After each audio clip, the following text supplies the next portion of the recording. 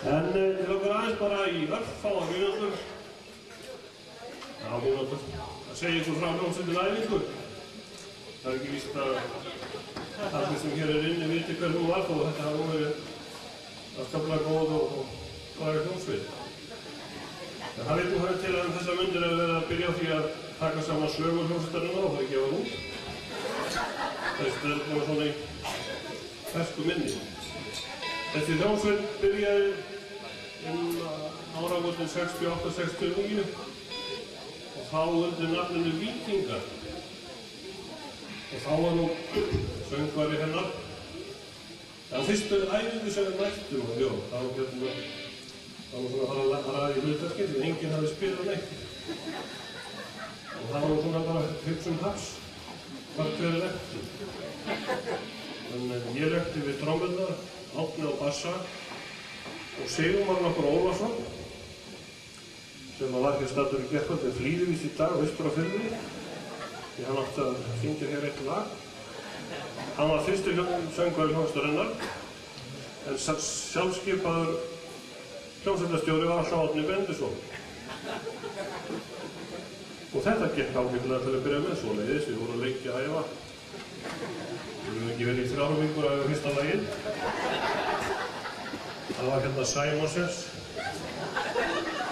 Og svo kom hann fyrir rest og við flöktum það opinberlega fyrst á verkalýðsfélagsfundi.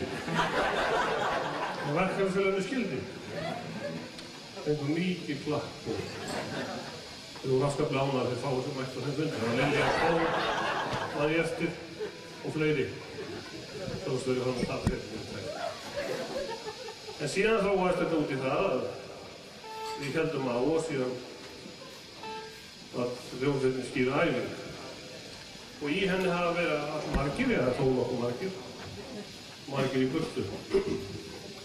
En það byggðist nú á því hvað menn voru lengi í þeirri hljómsveit. Því að hljómsveitarstjórinn hafði alltaf ákveðna takta þegar við vorum að æfa. Ég var nú eins og sagt alltaf aðstafstöðan, þetta kom lítið við mig. En þeir sem voru sitt hvorum megin við hann, þeir fengu oft að finna fyrir því. Það var eitthvað verpinn í raskölda og þeir hefðin í bækjum en þeir voru ekki akkurat. Og það fór nú eftir því Eiríkur Mikkarsson, hann gafst á hljóttu, og eins Gulli bróður hans.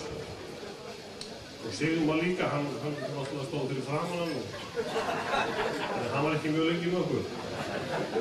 En síðan kom Ingólfur Björnsson, við hefum sagt að hann sé hér í kvöld. Og hann endist nú tóna okkur tíma. En gafst þó upp og Siggi bróður hans kom, frændi Árna. Og svo Jón Ingiberg, en Jón gafst nú ekkert upp á þessum spörkum. Hann hætti nú bara vegna þess að hann flutti sig til Reykjavíkur. Þannig að hann svo taldið á því og hann hættir að taka eftir þessu.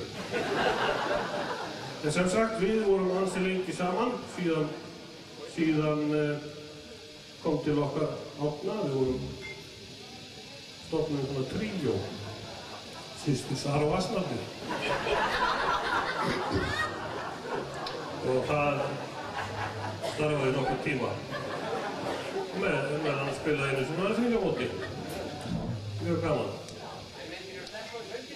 Ég er reynd, já. Það er ekki sýttur út að fatta það.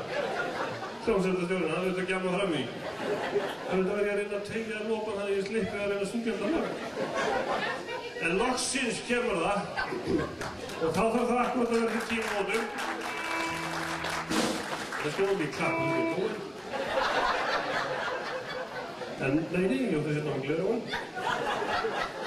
Þið sáu þar nú áðan þegar hljómsveitarstjórinn reið á vaðið. Hvaða ástíð er kominn. Hann byrjaði á því að setja á sig gleraugun. Og það verð ég að gera líka því að ég sé ekki textan.